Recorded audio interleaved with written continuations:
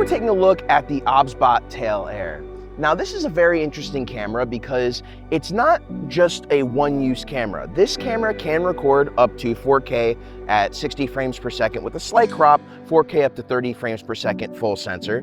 It has an f1.8 aperture lens built into the camera, and it's really geared more towards the live streaming market. Whether you're doing a multi-camera live stream using NDI, which we'll talk a little bit in a bit, or you're trying to do some kind of live stream that involves just using this as a webcam and hooking this directly to your computer, either via USB-C or wirelessly. Let's talk about ports. So there is a 3.5mm jack for audio right here.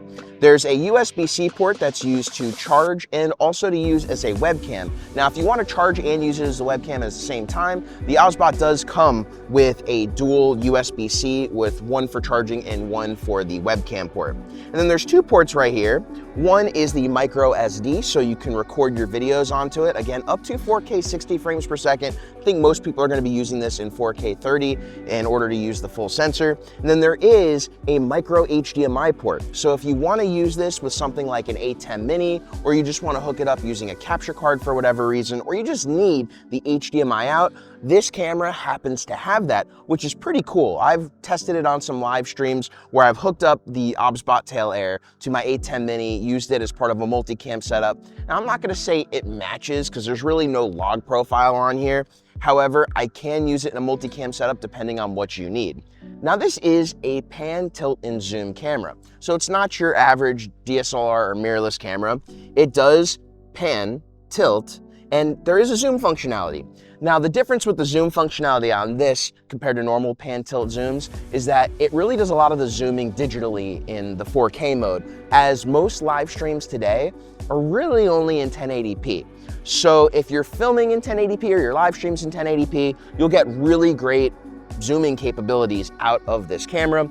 If you're going to live stream in 4K, and I wouldn't really use the zoom feature, but the pan and tilt feature are still really great because this camera has AI-based tracking in it, and it's something that I've been talking a lot about on the channel lately. To use the AI features, all you have to do is wave your hand up like this to the camera, and then it recognizes you and starts following you around.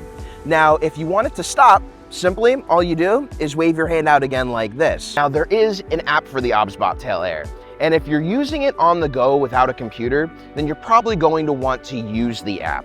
However, if you're using it with a computer, Obsbot does have a Mac OS and Windows application program that you can not only control the app, but use the Obsbot Tail Air as a wireless webcam. Now, it works better on Windows right now than it does with Mac OS, so I just want to give you that warning, but in the future, I see it working pretty well on Mac OS. I mentioned earlier that this camera has NDI, and some of you are probably saying, what is NDI? So NDI is something where you can actually hook your camera and multiple cameras up through a network, whether you want to do it via the Ethernet, which there's an Ethernet dongle that hooks up to the USB that you will need to do it on Ethernet, or you can do it over Wi-Fi. Ethernet's probably the most reliable, but you can do it over Wi-Fi. But the benefit to NDI is that you can hook up multiple cameras at once and you don't even need to use a switcher. So that's where this camera is going to come into more of a niche category. Think for live streamers, or if you're doing church streaming, event streaming, maybe you're doing multiples of these cameras at a wedding. That's where NDI is going to come into play because you won't have to have wires everywhere. You also don't necessarily have to have an A10 mini switcher. You can have someone doing it all from a computer and have it wirelessly go over the network as long as the network can support it. You can actually do NDI up to 4K, but that is going to be network dependent. And I think most networks, or you're really going to need to do 1080p, especially if you're doing multiple cameras in order to have the NDI properly work over your network. Now, I did mention you can use this also wirelessly as a webcam using the Obsbot app. Now, that's not really using NDI. That's just using a virtual webcam. And I would say that's kind of where the two use cases of this camera come into play. Think if you're trying to get a high-end webcam, but you don't necessarily need a mirrorless camera, well, this will definitely do it for you because it will follow you, pan, tilt, zoom. It also has AI gestures, so it can actually choose on its own whether it wants to zoom in, follow you, do whatever. And that's really great for purposes if you want to have just a one do-it-all camera.